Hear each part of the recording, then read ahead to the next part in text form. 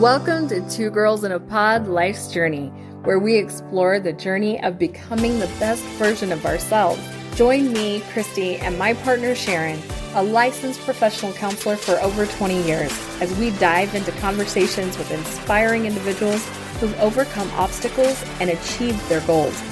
We'll discuss the power of self-awareness, compassion, and collaboration, and how embracing our authentic selves can create a ripple effect of positive change.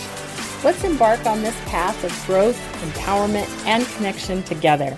I want to remind you to follow us on social media. If you love this podcast, be sure to follow us on Facebook, Instagram, TikTok, LinkedIn, and Blue Sky. If you'd like to find out more about what goes on behind the scenes, be sure to subscribe to our YouTube channel, Adventures of Two Girls in a Pod, where we highlight some of our travels near and far. Or watch Sharon mix up a batch of drinkable delights on Sip and Savor. Also, if you love this podcast, leave us a review on Spotify. This helps us get discovered by even more amazing listeners like yourself. Share with your friends and family, and make sure to subscribe to our website at twogirlsinapod.com so that you never miss an episode. Thanks for listening. Hello and welcome. Two Girls in a Pod. We have a guest with us today. We are super excited to have Gretchen Andrew. She is an artist, and we're going to be discussing AI's impact on beauty standards and through the art industry. Welcome.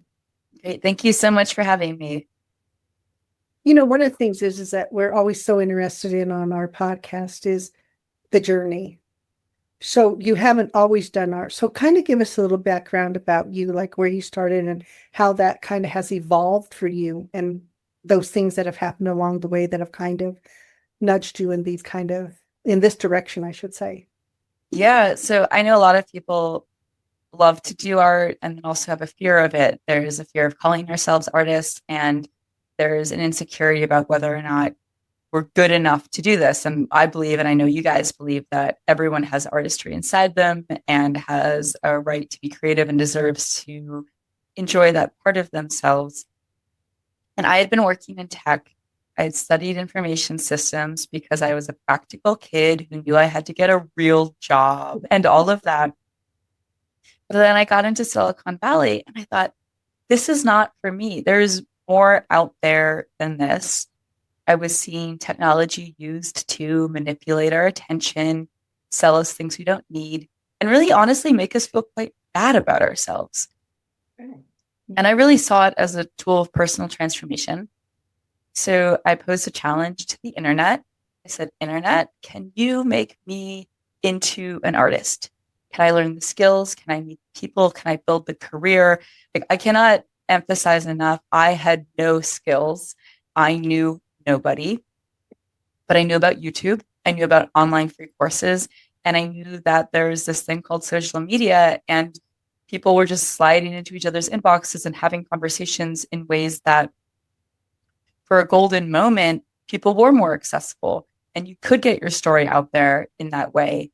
And so we're 12, 13 years later, and I've just come back from Art Basel, Miami, where I was exhibiting. I've got work at the Whitney Museum of New York. And so much of that journey has been about deciding that I want something and deciding that the biggest limitation of me getting there was probably my own belief system.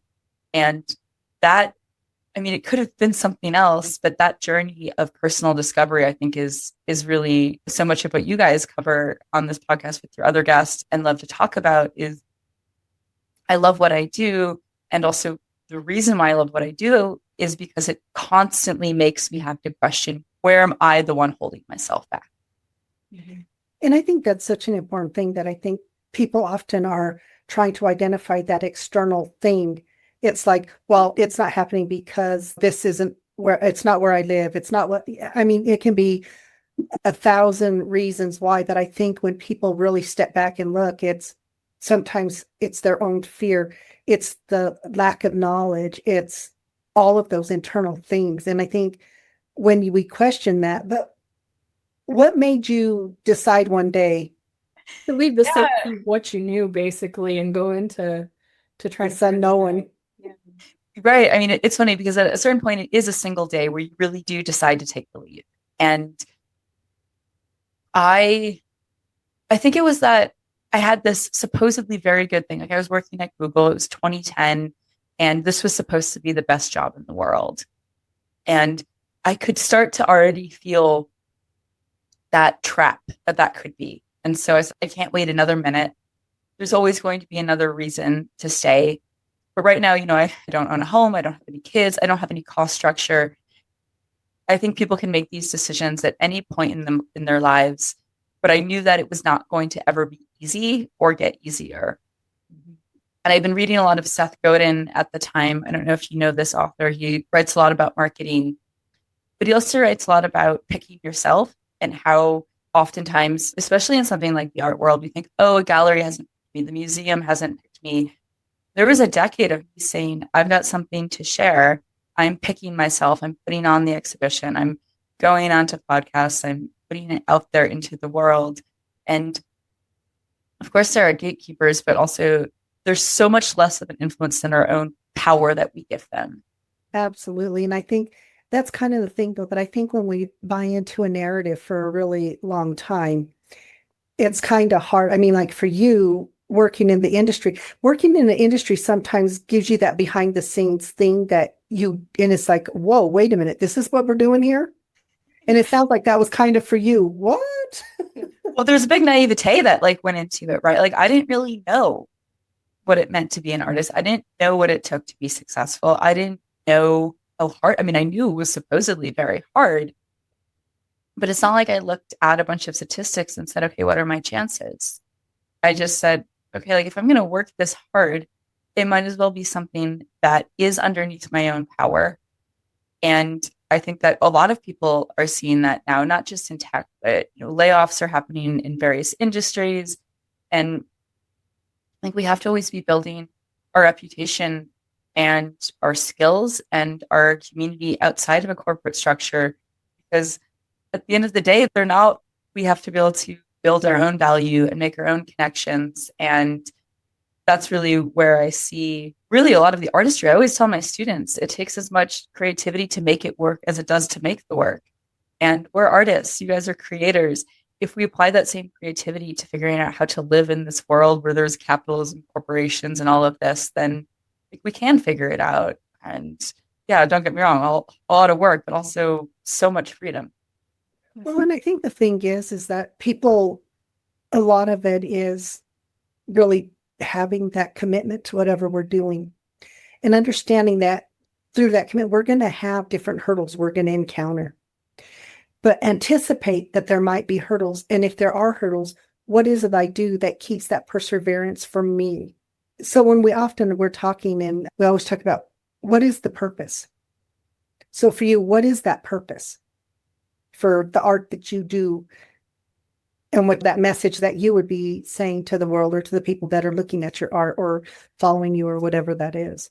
Yeah, well, especially coming from a tech education and a tech background, I just felt like as a society, we were giving so much power, so much of our own personal power to these corporations, whether that be through our data or our self-image.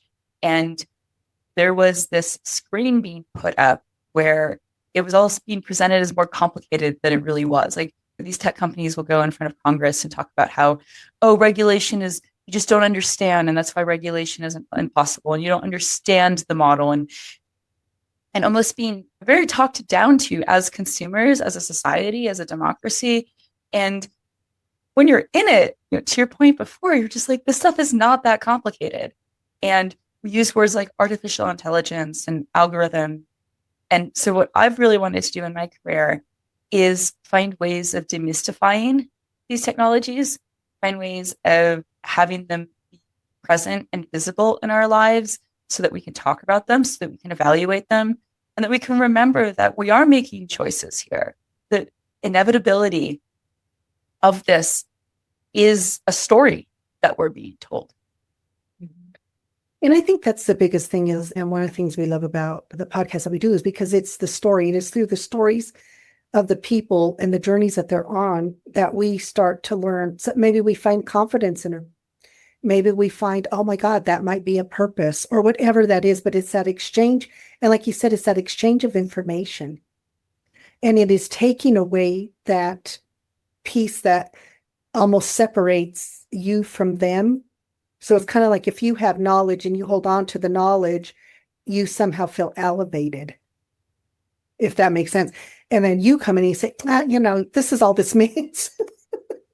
Yeah, and that sort of separating of it is, and it's almost a bit paternal in a really, really gross way of like, don't worry about it. The tech companies will take care of this. You don't need to worry about how this works. It's good for you. Trust us, it's good for you. Mhm. And so specifically in the work that I'm making now, we're looking at the ways that these algorithms and artificial intelligence, that's one way of saying it. But then also we're talking about filters. Most of us have heard of beauty filters. Most of us know that Mhm. Zoom has a feature where you can make things look a little bit smoother. Instagram filters, TikTok filters, filters on our LinkedIn profiles. Those are algorithms driven by AI that are making choices about what it means to be beautiful, what it means to be professional. And they're changing our expectations of others and ourselves in a way where we now look in the mirror and think we don't look right. Like humanity, the face has existed for a very long time and has had this beauty and this diversity. And now we're being told that the lips are like 1/10 the size of what they're supposed to be. And this comes from that technology. This comes from AI. This comes from our expectations of how we're supposed to look on a screen that's 2 inches high, as opposed to how we look and feel in person. Mhm. And so that as I've done this through my art and through the fine art world, I've also just realized I can't even be giving my power just to the fine art world. This is a conversation that's bigger than tech. It's bigger than AI. It's bigger than the fine art world. And that we really need to be talking about the way this is not just impacting us, but young people who are seeing faces and bodies that literally don't exist online. But because those modifications are usually invisible, what I do in my art is I make every time the lips get bigger, or the waist gets skinnier, or the boobs get bigger, I make those marks and scars so that we can actually point out and say, hey, this is what's happening. And are we okay with this? Are we choosing this knowingly? Well, I think it's so interesting because, we're talking about body image, and body image is such a huge thing, and there's so much body dysphoria. And what people don't understand is a lot of it comes because what we are fed daily is those images. And we were just talking about this, and I just did a talk on it, the resizing they just did. And I don't know if you've noted, there's they resized. So now a large is a Like medium. clothing. Yes. They just resized. So now when you go, say, Amazon, whatever, and you go and you put it in, it says, oh, this is your best size. Well, now if you were a medium, now you're a large.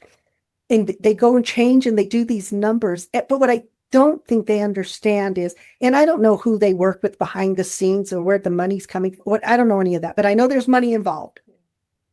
But what it does is then that person goes and buys that medium that they just bought a month ago. Now it doesn't fit. Now there's this whole new thing going on in their head of, oh my God, what did I do? How did this happen? I'm doing everything the same. We start to have self-doubt, and we do that internalization instead of looking at, wait a minute, what's the industry doing? How did the scale change? Wow, I had not heard of that. But yeah, like, I mean, I spent a lot of time abroad, and there's always like the sizing between everything. And that's very disruptive to, yeah, how insidious. It is. And it was real fast. I don't even remember where I was seeing it. And then it says, yeah, new resizing. And then when I went to Amazon and I was going to order something, I was sort of like, wait a minute, how did I go up a size? I haven't done anything different. It's just stuff like that. But once again, I always tell people, stop and do some critical thinking at those moments. Even when you're looking at something on these platforms and stuff, do critical thinking.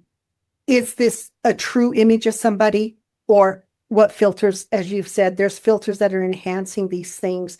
And how do we start to discern that? Because it's hard. And realizing the industry redefines the standard so often, to however they want. So, And I mean, if you're doing imagery with women, it may not look like what you're seeing on a screen. Is that correct?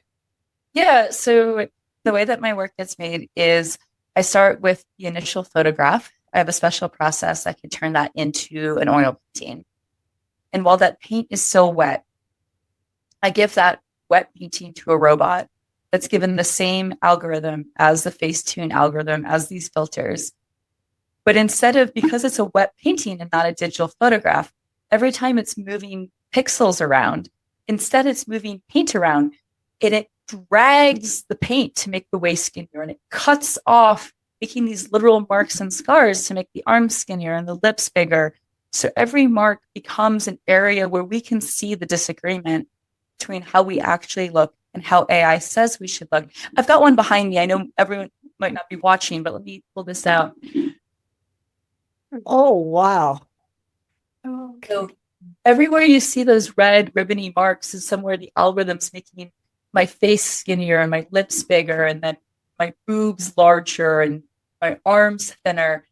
And that's everywhere that is different between how I actually look and how this filter would have changed me. wow, it's interesting that you can expose that like that. That's really good. Yeah. So where did this idea come from for you to do it in this fashion, this process? I mean, because it's kind of fascinating. There's a lot of tech involved, and it took me quite a while to get all of that in place. I had been thinking in my personal life about all these times that, especially as women, we're asked to be put into shapes that aren't natural to us. And that started as a metaphorical shape, the role that we're put in, the contortion that we do to fit the societal ideas of who we're supposed to be at certain ages. And I really wanted to develop a portrait that could show the difference between the inside and outside, the difference between who we are and who those expectations say. Because yes, this is about AI expectations and algorithmic beauty expectations. It's also about any time that we're told that we're not enough, or that we should or could be different to fit in more. And that's a whole part of the history of portraiture, of how people wanted to present themselves. Portraiture has always involved an element of choice or dishonesty in how we present ourselves. I think it's interesting because when we look at AI and people say, well, who's AI? And basically it's still the conceptualization of, so it's the number of people who conceptualize this way, or what group is conceptualizing women in this fashion. And oftentimes what women don't understand is the people who are conceptualizing women in this fashion are men. And that's no disrespect, but a male body is very different than a female body. But even when you're looking, if I'm even working with men and they say, oh, I want my muscles to look like that. And I might look at them and say, but honey, your body's not made in that way. So no matter what you do, your muscle will not look like this person because you have two different type of muscle styles. But I think that we have continuously been told like one size fits all when it comes to what women are supposed to look like. Yeah, the homogenization is another huge element of this. There have always been beauty standards. And I do want to talk about men in a little bit because that's my next series. But there's this huge history of women, and it changes throughout history. But what's different now is it's a single universal beauty standard that's being spread across the world at warp speed. There are things like injectables and plastic surgery where it's not just that we're told that we should look different. We're told we should buy something and spend the money to look that way. Mm-hmm. And that intertwine into the use of capital to change ourselves into basically a commodity where every culture, every race, every type of woman now has the same look. Mm-hmm. And I've been working with the Miss Universe contestants because they're so gorgeous. They're already the pinnacle of what beauty is supposed to be. And yet the algorithm says they're not good enough. And it takes Miss Jamaica and it makes her the same as Miss Finland. And Miss Finland should not have the same body as Miss Venezuela, who should not have the same body as Miss Philippines. But that's what's happening, is we're literally seeing an erasure of cultural diversity within this as well. Well, and I think that's the other thing. I think that when we're trying to fit all women into And not just women, it's people. We're trying to fit people into these molds that are created by, I always say, these arbitrary entities that we know nothing about, but we give a lot of control and power to. And then when you can't fit that internal struggle really begins of, I'm not good enough. Why can't I make this happen? Well, you're never going to make that happen. It is physically impossible. I don't care how much plastic surgery you have. Sometimes you're not going to change certain aspects about yourself. And you're right. I think what it does is it takes away the true beauty of humans. And the beauty of humans is our diversity. It's that beauty within all cultures, genders, everything. It's all of that. Yeah, and we're seeing it, before. There might have been a celebrity who we would see on like a glossy cover or on the big screen at a movie theater. But now we're on our phones and we're scrolling and we're like, there's Kim Kardashian, there's a photo of me, there's like Lindsay Lohan, there's my cousin.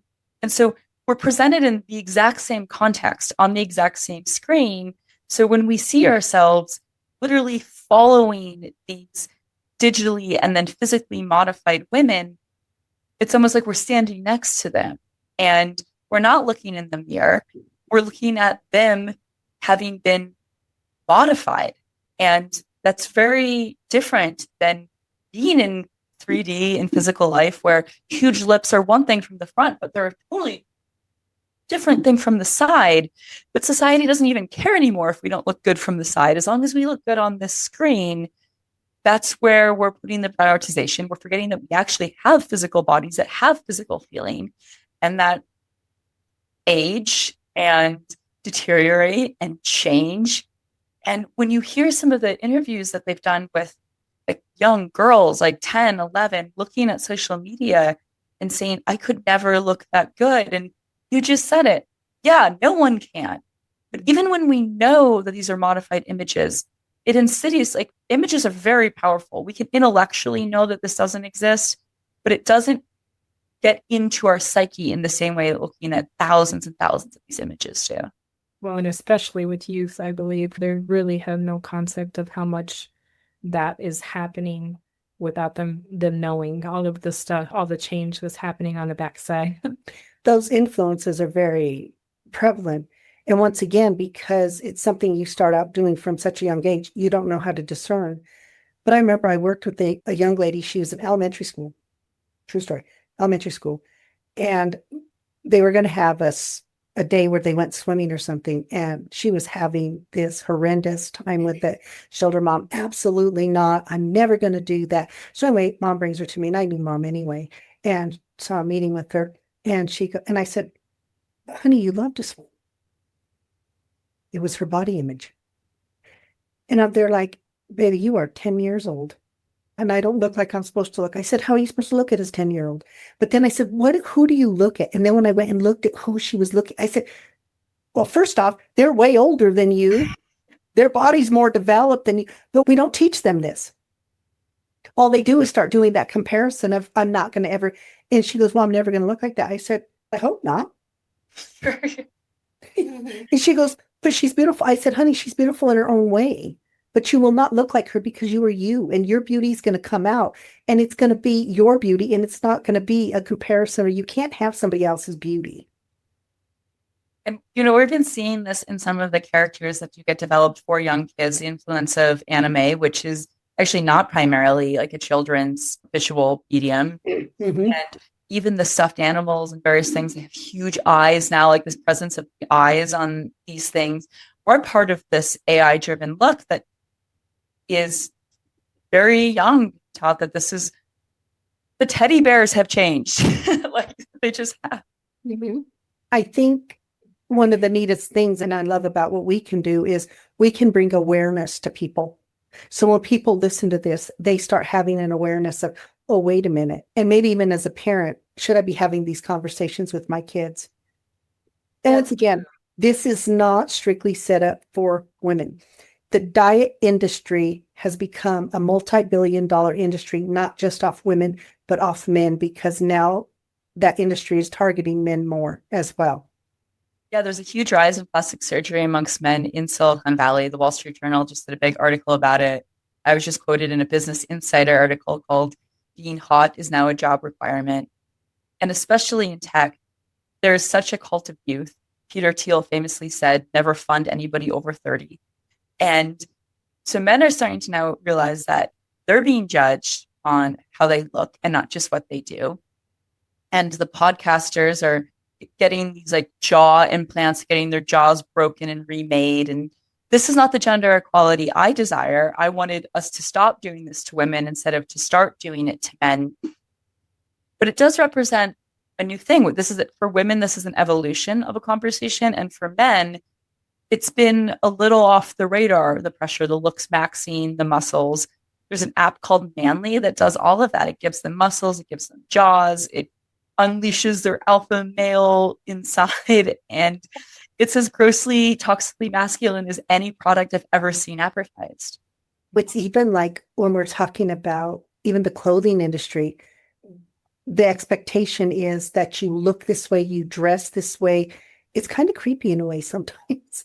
It's kind of like if you walk in the room and everybody looks the same. It's kind of weird because sometimes the style of dress will be the same, which then almost makes them look, it's just weird. It's literally commodifying ourselves as women. We're literally saying, I am replaceable to every other face, to every other body out there. And no one trained AI in a bunch of photos of us when we first woke up in the morning, right? Like the whole influence of the porn industry and various other things in that image culture is one thing, but there is not stock photography of people looking horrendous. And that's honestly just most of the time how we look. I take a lot of photos. I've done fashion. I've done the modeling thing. It's a quantity game, right? There's a billion bad ones, and then there's like the one shot that looks the way that the director wants it to look. But no one took all of the bad ones and made that part of the training data, which is why we're getting these AI actors now, these AI actresses now, where they're not going to age. They're not going to cause a scene. They're not going to demand more.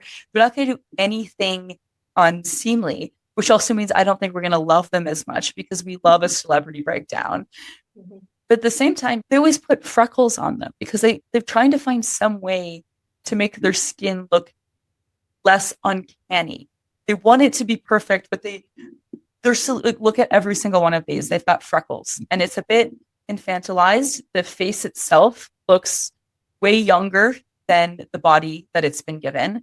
And so when our 10-year-old kids and everyone sees us, the face they can identify with. And it's the rest of the body that they think is wrong for them.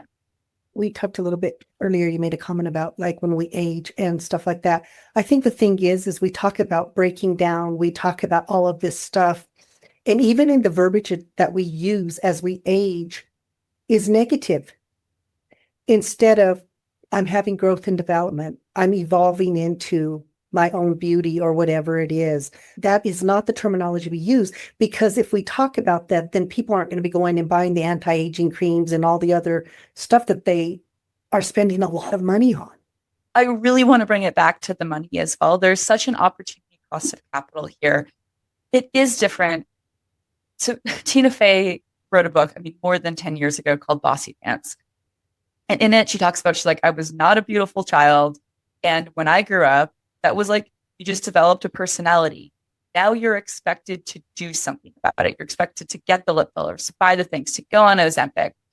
And all of that takes so much time, so much money. And it's almost presented as a freedom, a choice, a consumer choice that we have as women, where before, I feel like we're expected to do there was a lot that we had to do before. Like we have to pay 3 times as much for a haircut as men. We have to get our eyebrows done. Our teeth have to be straight and white. And now there's just an arms race where we're commodifying ourselves into this single face. That face almost becomes an expensive handbag where we say, I've got the money to do this. It's a status symbol. And it's a way of also showing our wealth in a way that has no personality, no individuality, and is perpetuating this idea that this natural face is poor. Exactly. I was thinking of Dolly Parton. What I love about her, she's very upfront. She doesn't sit there and say, this happened naturally. She says, if you got the money, you want to do it, you do it. So it's not like this pretense, but I think what we have with a lot of people is whether they're doing the Ozempics and not just all of the GLP-1s and stuff like that. And then they go out and look how good I look, but they're not talking about what is that journey to get there. And How I do think they what we're feel? doing, and we're not educating people. We are not educating them. When I don't understand, if I'm getting on one of these and it's to say lose weight, then why am I having to take it the rest of my life? Why are you not teaching me what the skills I'm supposed to have in order to not need you the rest of my life? Yeah, it really goes back to our first conversation around mindset and understanding where our limiting beliefs are and who's feeding those things to us. And so I also do want to say, like, I don't want this to be a shame-based conversation for anybody who's engaged with this stuff or thinking about doing with it. I clearly know people who engage with all of these different products. I think there's real safety concerns with it. Like, you have to go to a really good place. It does cost a lot of money. And my overarching message on this is that our appearance should reflect a love of self.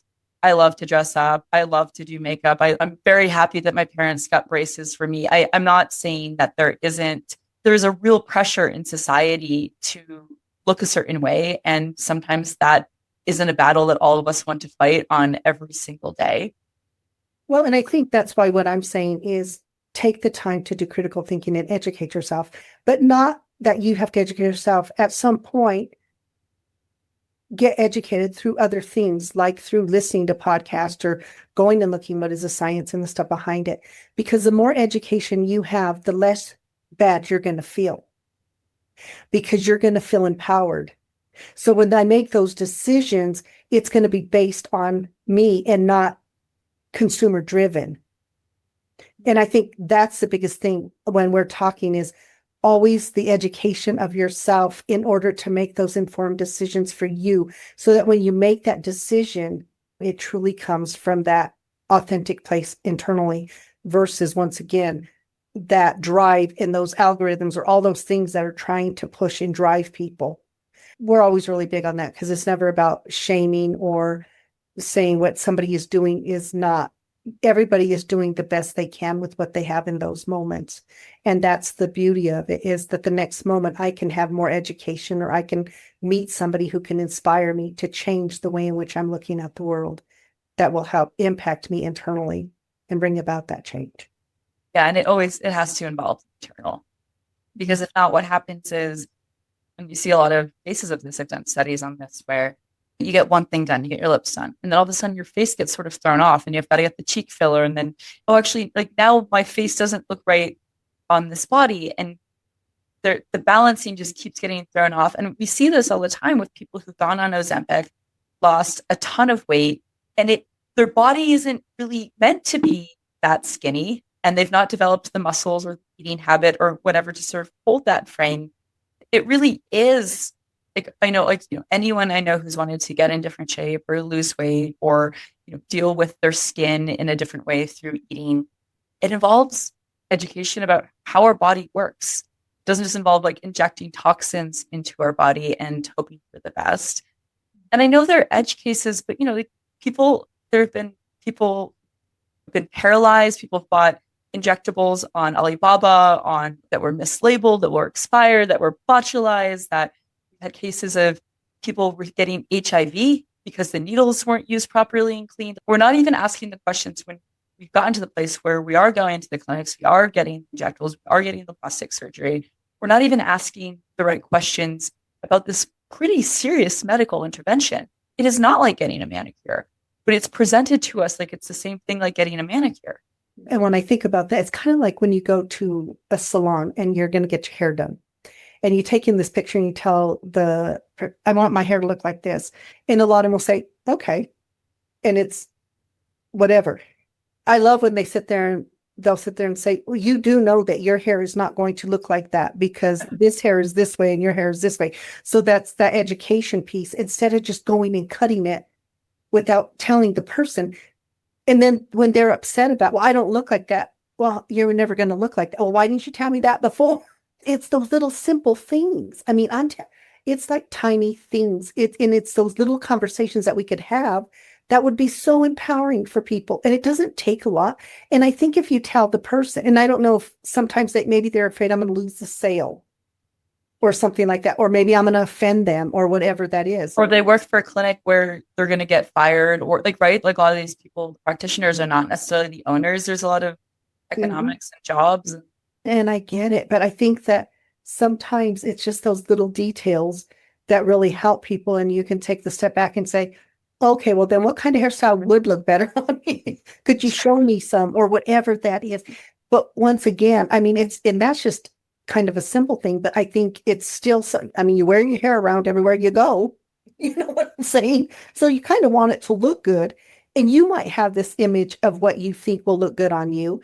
But I always love this too, because, people talk, and this is something, face structure is different. So hair is going to look different on face structure, similar to what you said. If I go in and get my lips done, then my face does not look symmetrical or anything else any longer. Now I just look like I have big lips and little bitty eyes or something.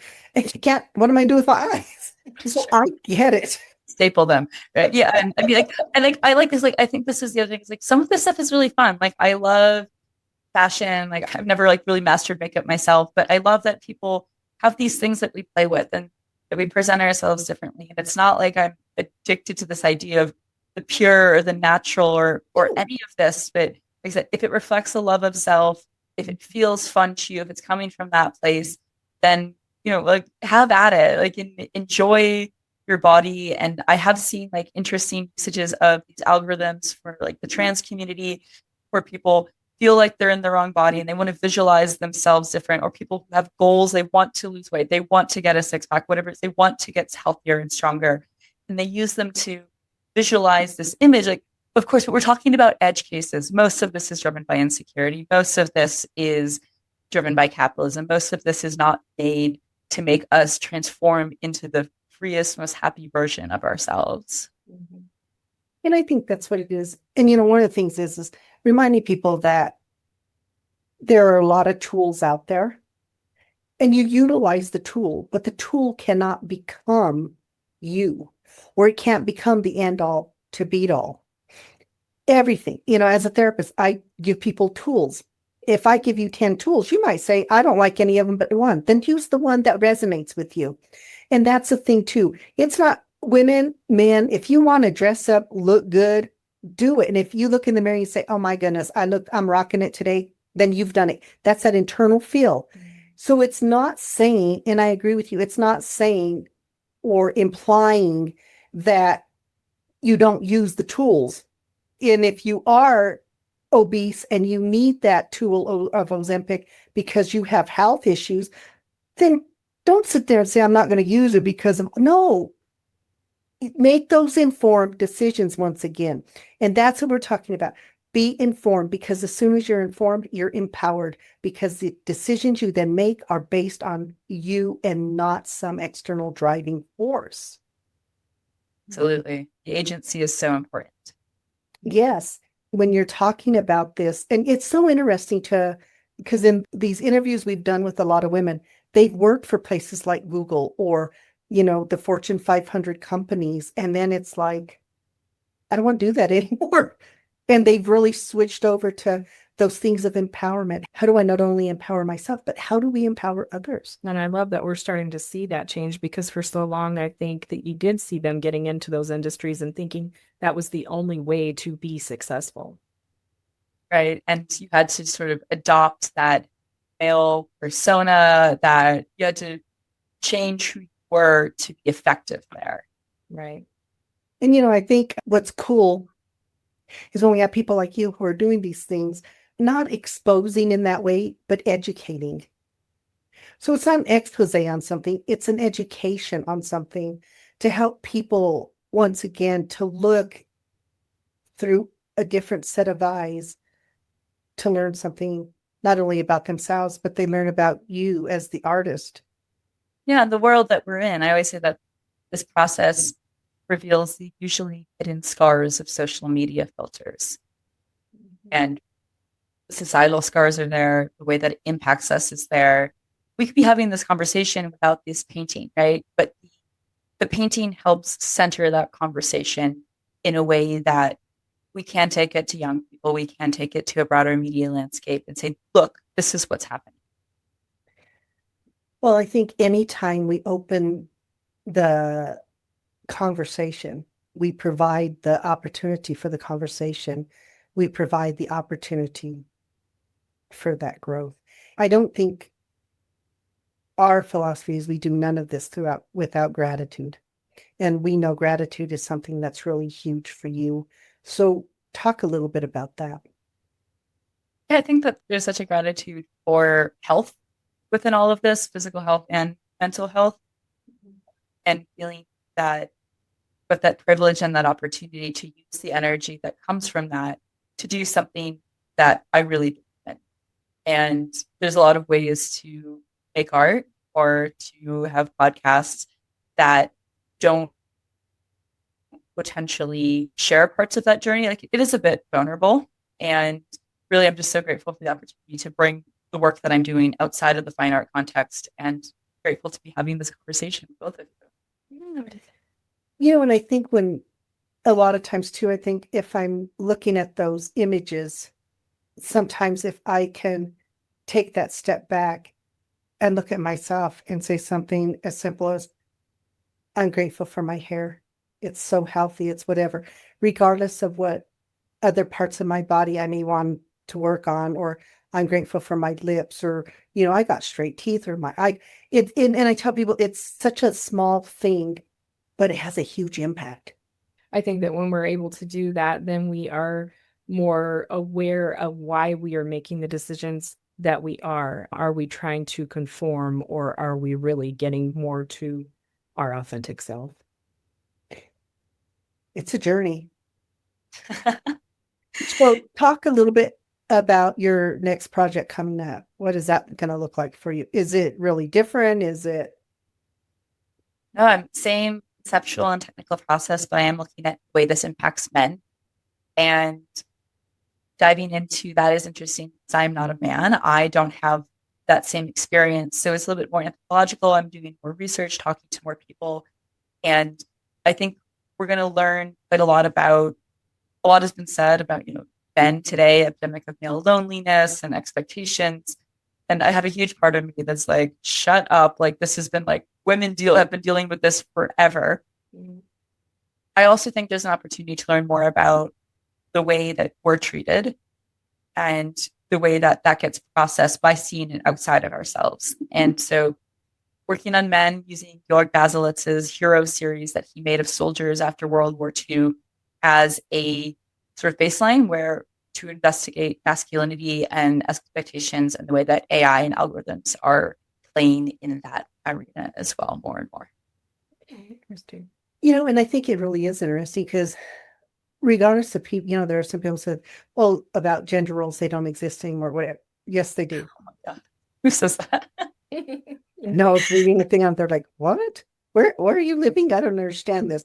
But I think what it is that gender roles do not help us. They actually keep us in a box. And I'm talking about with men and for women. And when I, in my practice, I have predominantly done women and children. And then in the last year, since 2000 and about 14, I've seen a big uptick. So I predominantly have men now, which is really a different thing for me. But one of the things I was telling them is you have to understand society has done an injustice to you.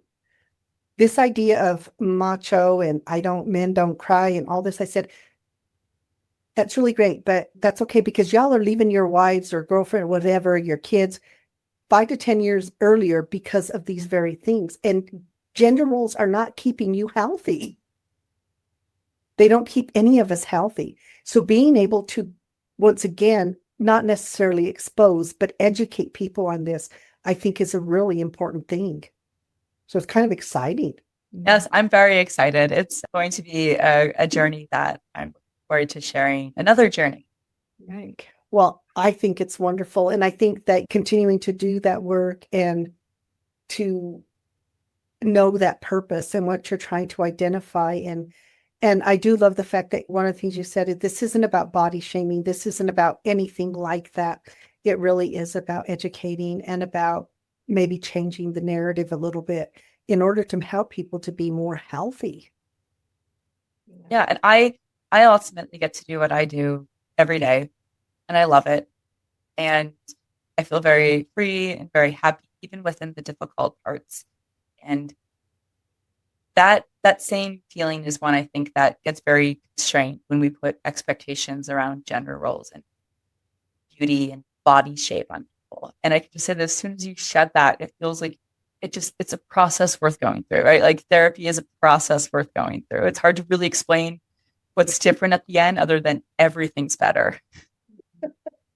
And I think sometimes when people are trying to describe those monumental things that take place in their life, there aren't really words because it's such an internal experience. So it's not like it's not like your experience is going to match this. So even for you, this journey started, in this tech world, and now it's evolved into this. And trying to explain that to somebody, I don't think they would really be able to conceptualize it in the same way because it's so personal. Like you become more you, and that feels better. It doesn't sound real, but that's what it is with art. That's what it is with a lot of these processes. And Yeah. And we always identify that as spinning the light. right, spinning the light. When somebody is able to get to more of that authentic peace, you spin that internal light, and that internal light then gets to be seen by more people around you. And it almost becomes this contagious thing. So I absolutely. feel like it has a ripple effect. So yeah. Yeah. See, if you hadn't done this, if you haven't done this journey, you wouldn't be doing this art. So then we wouldn't be having this conversation. People wouldn't be having conversations about what does that really mean? Right, absolutely. Yeah. It's amazing. The other thing that I think is really fascinating that this isn't like something that was being done. So you would think that there would be a little bit of anxiety around it. Was that for you? Because this is like a new way of looking at art. The art world does tend to really reward that, which is good. And I very much with this series wanted to find something that was specific to the time that we were living in, and also to connect it to the history of portraiture, in which people are always presenting themselves in particular ways and showing what they value as a result. And my favorite art always has one foot in tradition and one foot in the future. Oh, nice. I think it's wonderful that you were able to conceptualize this and then bring it into fruition, because a lot of people will think about an idea until they think it right into the ground. And that's where it stays. But it sounds like for you, you really thought about it, conceptualized it, and then it became your purpose. And, what a great thing for the world, because now the world gets to experience this and have these conversations. And we're grateful for that. And we're so grateful that you decided to join us and share this. And it's so in alignment with what we really talk about and do and live. Yes.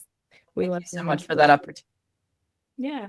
Where is the best place for people to find you if they want to find out more about your work? Yeah, so my name is Gretchen Andrew, and probably the absolute best thing is to go onto my website and sign up to my email newsletter.